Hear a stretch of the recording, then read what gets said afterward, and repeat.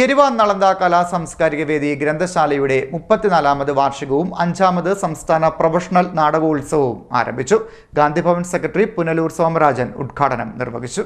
എരുവ നളന്ദ കലാ സാംസ്കാരിക വേദി ഗ്രന്ഥശാലയുടെ 34ാമത് വാർഷികവും 5ാമത് സംസ്ഥാന പ്രൊഫഷണൽ നാടകോത്സവവും ആരംഭിച്ചു. നളന്ദ രക്ഷാധികാരി ജി സദാശിവൻ അധ്യക്ഷത വഹിച്ച യോഗം ഗാന്ധിഭവൻ സെക്രട്ടറി പുനലൂർ സോമരാജൻ ഉദ്ഘാടനം ചെയ്തു.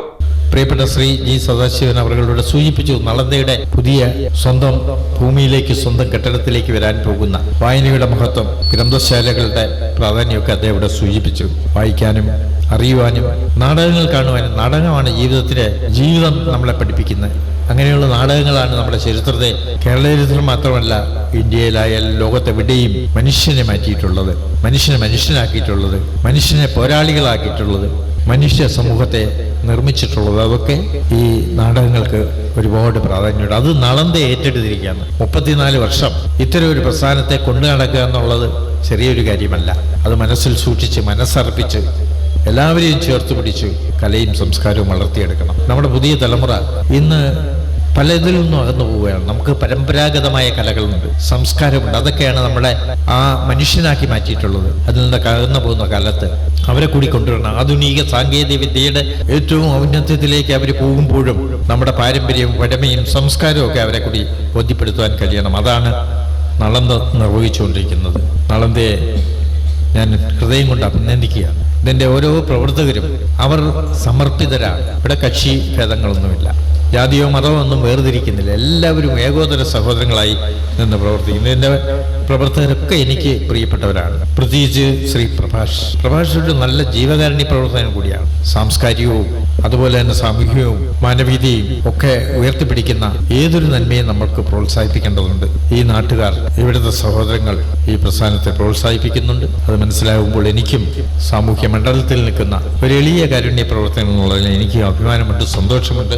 ചലച്ചിത്ര ഗാനരചയിതാവ് വയലാർ ശരത്ചന്ദ്രവർമ്മയ്ക്ക് 6ാമത് നളന്ദ പുരസ്കാരം നൽകി. പലതരം ഉമ്മയുണ്ട്. കുട്ടിക്കാലത്ത് നമുക്ക് കവിളത്ത് ഉമ്മ വരും, അച്ഛനും ഉമ്മയൊക്കെ. ചുണ്ടത്ത് ഉമ്മ തരുന്നത് വളരെ അപൂർവമാണ്.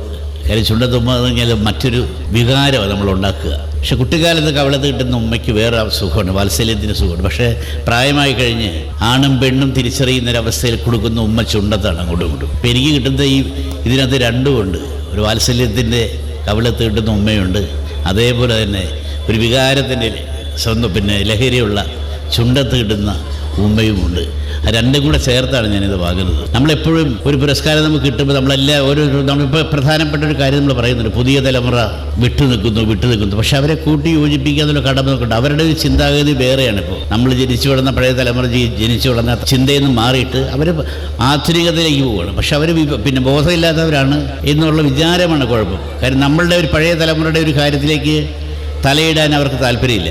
കാര്യം അവരുടെ ലോകം വളരെ വേഗം വളർന്നു പോകുന്നതാണ്. നമ്മളെപ്പോലെ പതുക്കെ ഇഴഞ്ഞു നീങ്ങുന്ന അവസ്ഥയില്ല. ഈ അവതാരങ്ങൾ മാറുന്നില്ല. കൂർമാവതാരം വെച്ചാൽ ആമയാണ്. ആമയുടെ കാലഘട്ടം, ആമ ഇഴഞ്ഞു നീങ്ങുന്ന ഒരു കാലഘട്ടം മാറി. വളരെയധികം പാഞ്ഞു പോകുന്ന അസ്ത്രങ്ങളും മിസൈലുകളിൽ ഒരു കാലത്തേക്ക് നമ്മൾ മാറി.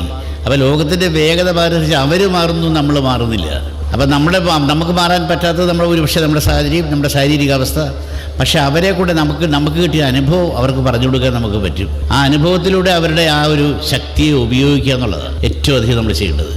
അല്ലാണ്ട് അവരെ അവരങ്ങനെ മാറ്റി നിർത്തപ്പെടുന്നതുകൊണ്ടാണ് മറ്റ് വഴികളിലേക്ക് അവർ പോകാൻ പ്രേരണയാകുന്നത്. ഈ പുതിയ തലമുറയുടെ ഒരു വലിയൊരു രസകരമായ ചോദ്യം, പുതിയ തലമുറ ഒന്നും വായിക്കത്തില്ല, ഇവർക്ക് പുരാണങ്ങളെക്കുറിച്ച് അറിയില്ല. അതിന്നൊക്കെ പറയുന്നത് കളിയാക്കുന്ന ഒരു തമാശ കഥയുണ്ട്. ഒരു പഴയ തലമുറയിൽപ്പെട്ട ആൾ 2 പുതിയ കുഞ്ഞുങ്ങളോട്, അവർ മൊബൈലിൽ കളിച്ചുകൊണ്ടിരിക്കുന്നു. ആ ഒരു തലമുറയിലെ 2 കുഞ്ഞുങ്ങളോട് ചോദിക്കുന്നു, നിങ്ങൾക്ക് പഴയ കാര്യങ്ങൾ വല്ലതും അറിയാമോ? അവർ ചോദിക്കൂ. അപ്പം ഞാനൊരു ചോദ്യം ചോദിക്കാം, ബൈബിളിനെ കുറിച്ച് ചോദ്യം ചോദിക്കാം. അതിനുത്തരം പറഞ്ഞാൽ ഏറ്റവും ലേറ്റസ്റ്റ് മൊബൈൽ ഫോൺ എൻ്റെ കയ്യിലുണ്ട്, ഇത് നിങ്ങൾക്ക് സമ്മാനമായിട്ട് തരും. എന്നിട്ട് നിങ്ങൾ തിരിച്ചൊരു ചോദ്യം ചോദിക്കണം. അതിന് ഞാൻ ഉത്തരം പറഞ്ഞാൽ എന്തായാലും നിങ്ങളെക്കാൾ കൂടുതൽ എനിക്ക് ബൈബിളിനെ കുറിച്ച് അറിയാം. Pathiyoor Gramapanchayat president L Usha, Deepak Eruva, taluk library council president Santhosh Kumar, Muralipillai Sankaramangalam, Muhammad Shameer, SS Biju, Pradeep Achoos, Ajayakumar, Prabhash Balazhi, Sasikumaran Pillai എന്നിവർ സംസാരിച്ചു. തുടർന്ന് കടക്കാവൂർ SS നടനസഭ അവതരിപ്പിച്ച വിക്ടറി ആർട്സ് ക്ലബ് എന്ന നാടകം അരങ്ങേറി. ഒക്ടോബർ 5-ന് സമാപന സമ്മേളനം അഡ്വക്കേറ്റ് യു പ്രതിഭ MLA ഉദ്ഘാടനം ചെയ്യും. CD net news, Kayamkulam.